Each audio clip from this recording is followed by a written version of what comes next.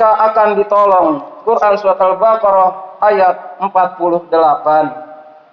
Oleh karena itu, berbahagialah bagi mereka yang sejak awal mempersiapkan bekal untuk hari kiamat dengan menabur amal soleh dan berhati-hati dalam kehidupan sehari-hari.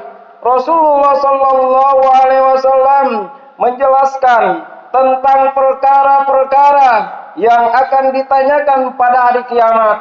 Rasulullah Sallallahu Alaihi Wasallam bersabda, "La tazulu qadama abdin yaumal qiyamah hatta yus'alu an umrihi fima afnah wa an ilmihi fima fa'ala wa an malihi min aina tasahabu wa fina anfaquhu wa an jismihi fima ablah."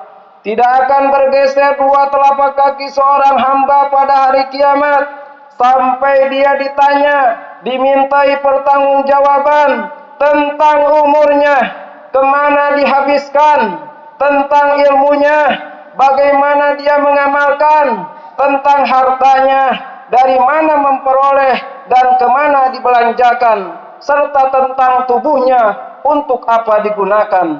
Hadis riwayat Tirmizi. Hadirin jamaah Jumat rahimakumullah. Pada hadis di atas terkandung 4 hal yang akan ditanya pada hari kiamat. Pertama, untuk apa umurnya dihabiskan? Kita hidup di dunia ada batasnya, dibatasi oleh waktu. Suatu saat kita akan meninggal. Panjangnya umur tidak menjamin masuk surga, sebaliknya pendeknya umur bukan bertanda akan masuk neraka. Di samping itu, ketika kita meninggal dunia, nama kita pun lama-lama akan tenggelam dan tidak disebut, sekalipun orang yang kita cintai. Dalam sebuah hadis Rasulullah Sallallahu Alaihi Wasallam bersabda, "An Abdillah bin Busrin radhiyallahu anhu Arabiyan, qala Rasulullah Sallallahu Alaihi Wasallam, man khairan nas, qala man tala umuruhu wa hasuna amaluh, wa sarun nas man tala umuruhu wa sa'a amaluh." Dari Abdullah bin Busr radhiyallahu anhu, semoga Allah ridho padanya, meriwayatkan ada seorang Arab Badui berkata kepada Rasulullah Sallallahu Alaihi Wasallam, "Wahai Rasulullah, siapakah sebaik-baik manusia?" Beliau Sallallahu Alaihi Wasallam menjawab, "Siapa yang paling panjang umurnya dan baik amalannya. Dan seburuk-buruk manusia, siapa yang panjang umurnya dan buruk amalnya." Hadis riwayat Tirmizi. Hadirin yang dirahmati Allah Subhanahu wa taala, pertanyaan kedua di hari kiamat adalah, untuk apa ilmu dimiliki? Ilmu adalah kunci utama dalam menjalani kehidupan. Artinya, bila kita menginginkan sesuatu urusan dunia, maka diperlukan ilmu. Demikian juga bila kita menginginkan pahala akhirat, diperlukan ilmu.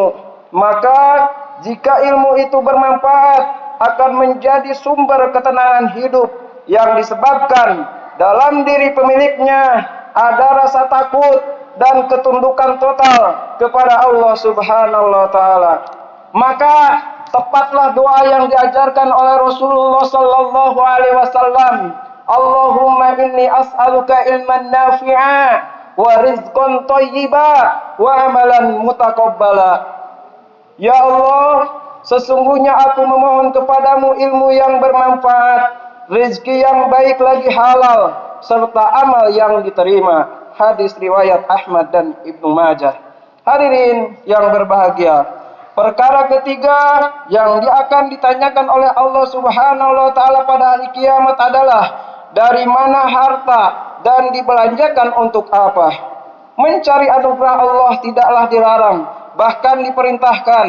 Namun, karena kasih sayangnya, Allah juga memerintahkan manusia agar hanya untuk memakan yang halal lagi baik, dan kita diperintahkan untuk memperoleh makanan tersebut dengan jalan yang halal lagi baik pula.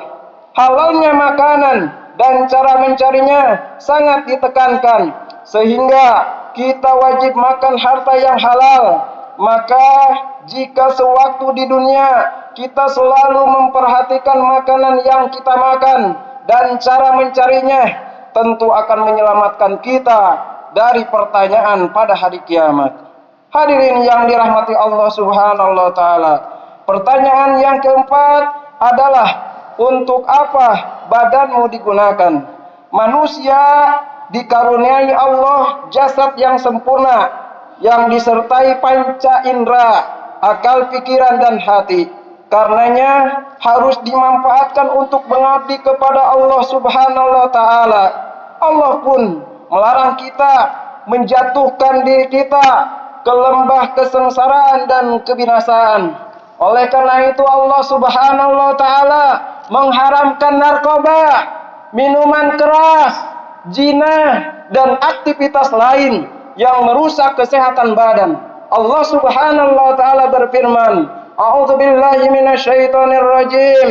Wa anfiqu fi sabilillah wa la yuqbalu biaidikum ila tahlukah wa ahsinu innallaha yuhibbul muhsinin." Dan belanjakanlah harta bendamu di jalan Allah, dan janganlah kamu menjatuhkan dirimu sendiri ke dalam kebinasaan, dan berbuat baiklah, karena sesungguhnya Allah menyukai orang-orang yang berbuat baik. Quran Surat Al-Baqarah ayat 195.